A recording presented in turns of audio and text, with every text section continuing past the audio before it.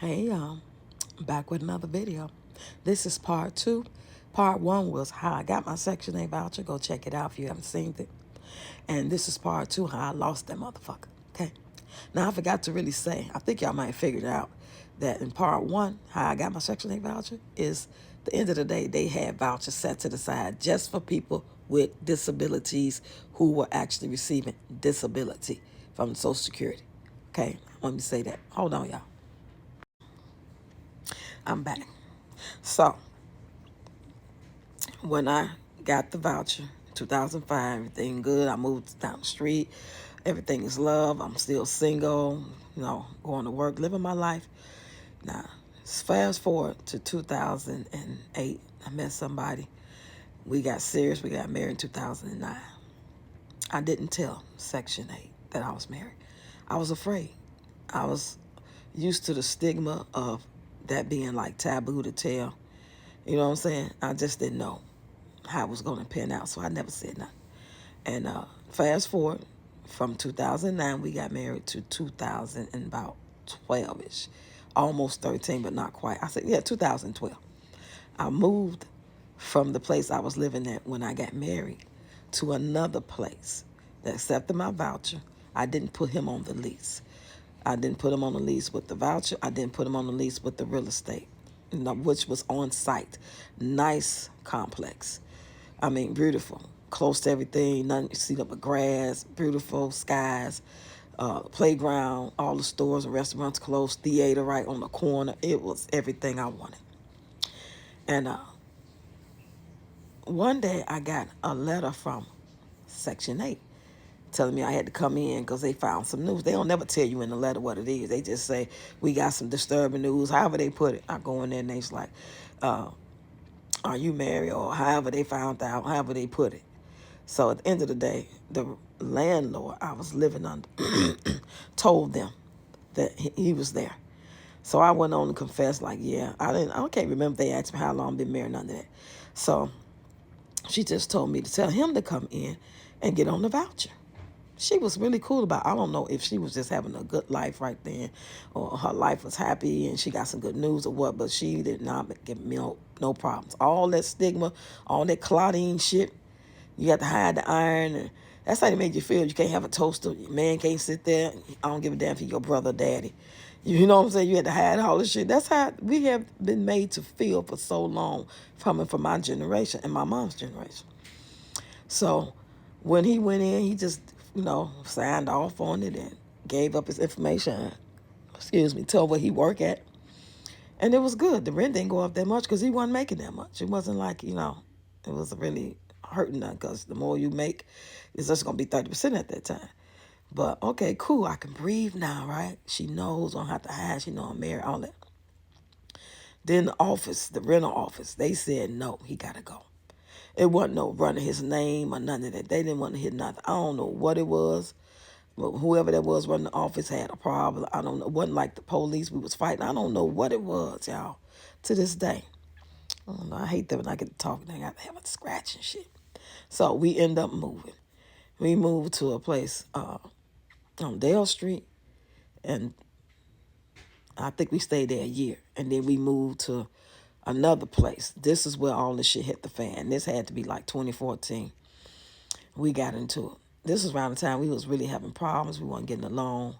And we had broke up, separated for a while, right?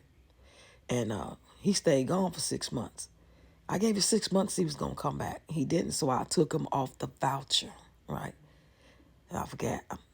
We moved, but he ended up leaving. He wanted to be with some other woman. Anyway, that's another story. I ain't mad about that shit. I was disappointed then, but I never was mad. But now we still cool to this day. So he left, and we was talking like every other day and stuff like that, but he stayed gone for about at least 6 months or close to 6 months. So I took him off the voucher.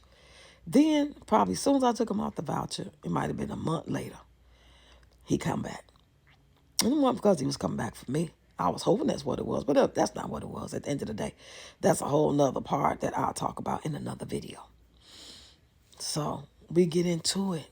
When somebody back with you or living back with you, and they miserable and they thinking about that person, maybe still talking to that person, trying to figure out a way to have an argument with you to get back over there or whatever the case may be. And then those things happen. Now, I'm not saying that's what it was, because he never did leave.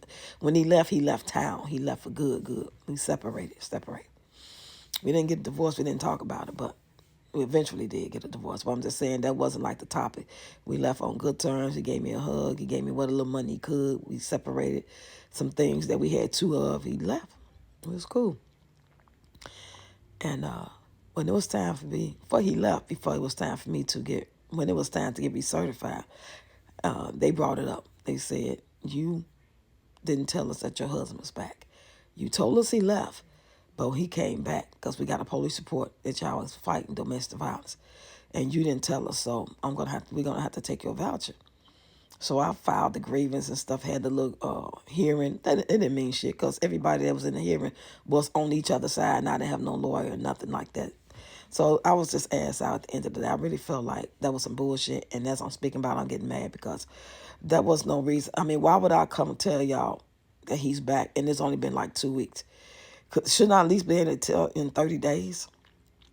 And I guess they just wanted to reach to take it, because they probably said, shit, you ain't got no kids. Even though my grandkids stayed with me, they didn't know that.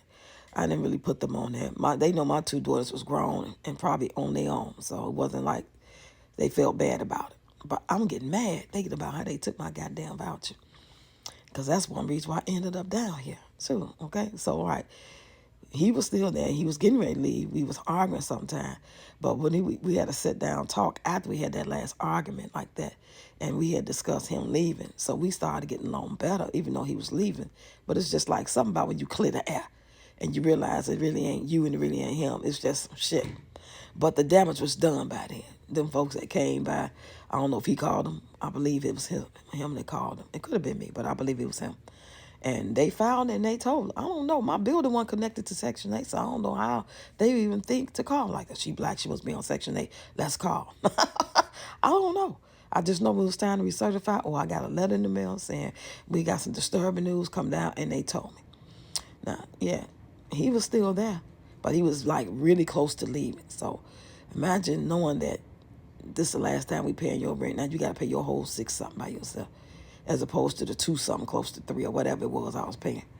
And I was getting money from my husband at the time, first husband. And it was just a mess. I was so discombobulated. But fast forward, I was paying him for a couple of times. I would give it a little behind, but like 2 weeks later, I'd get called up and stuff like that. But that's like part of the reason made me decide, like, maybe this is a sign from God when I reconnected with Tony. Like, maybe that was a sign for me to know that this was supposed to be all the time. And your first husband had to go because it really wasn't meant to be with him like that. It was just for a season, a season and a reason. And this is the one you're supposed to be with. You know him from the past. It was all good. You know what I'm saying? He got a job. He wouldn't, help you come down. Y'all can get married. All this shit. I'm like, that's a sign. So that's the reason why I came out here. But now I'm thinking about it, that shit was from the devil, that part. Why they take my goddamn voucher, y'all? Who can I call get my goddamn voucher back? I need that voucher with these 5 grandkids now. Now that their mama gone. Man. Anyway, I'm going to go post part 2 to the project video I made today. I'm going to post that tomorrow, y'all. Get in the comments. Ain't that some bullshit? All because I ain't tell him he was back. Not like, somebody got hurt. It was just a fucking argument, a disagreement. Not nobody touching nobody. Nobody went to jail. No police report like that. I mean, of course it was a little police report because they told it. But nobody pressed charges. Oh, they make me sick.